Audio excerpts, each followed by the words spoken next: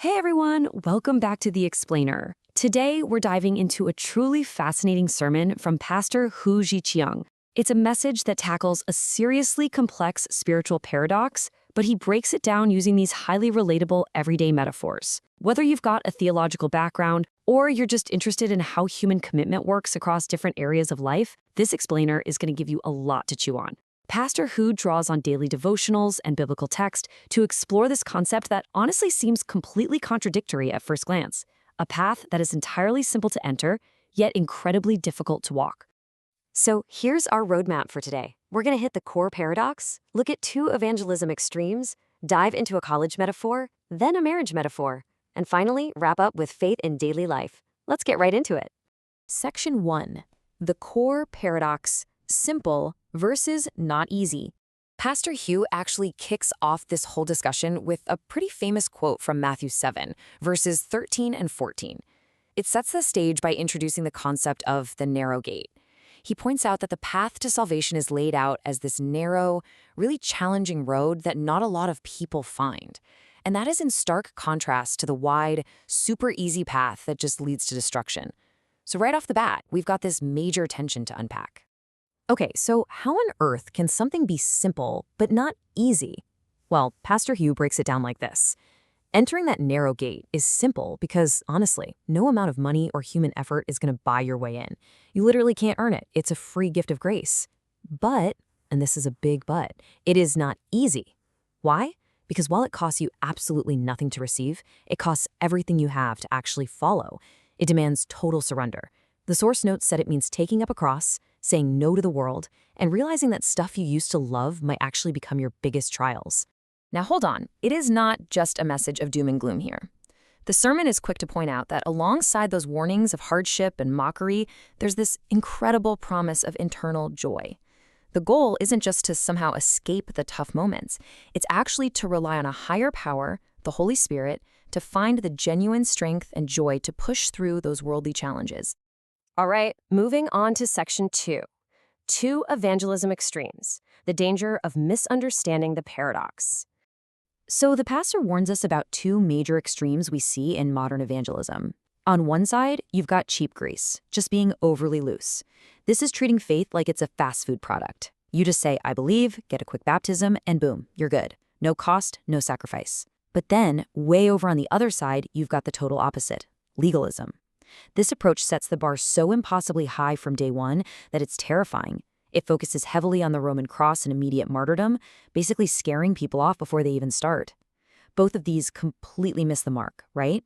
Because they ignore that simple but not easy dynamic. Which brings us to a really crucial point. You absolutely have to explain the true cost up front. Pastor Hu argues that if you skip this, maybe you lean into that cheap grace side just to win quick converts. You end up building on a super fragile, uncommitted foundation. People really need to understand the reality of the narrow path they're choosing to walk. Section 3. The college metaphor. Getting in versus graduating. To make this whole abstract idea of grace more concrete, Pastor Hu brings in this brilliant metaphor using the Taiwanese university system. Think of it in 3 steps. Step 1 is the entry. Over in Taiwan, getting into college might actually be made easier by preferential policies, like special quotas for overseas or indigenous students. That represents grace, right? Unearned favor that gets your foot in the door. But then comes step 2, the journey. Once you're actually in, you still have to study like crazy in your specific department. We're talking late-night cram sessions, way too much coffee, and brutal exams. Which leads to step 3, graduation. Graduation isn't guaranteed just because you got in. It's based entirely on your true ability, your daily grind, and your endurance. Because look, once you're enrolled, your entry score literally does not matter anymore. What matters is your daily substance. And this is exactly how the sermon describes the spiritual journey. That initial grace gets you in the door. It's simple, it's free. But the daily discipline you need to actually finish the race, yeah, that is where the not easy part really kicks in.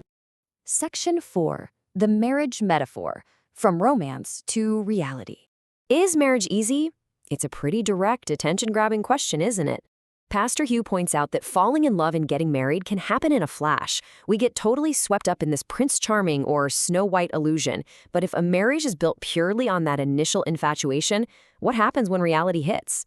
The moment a partner isn't seen as perfect anymore, it often leads straight to a quick divorce. The entry point was simple, but sustaining it? Not so much.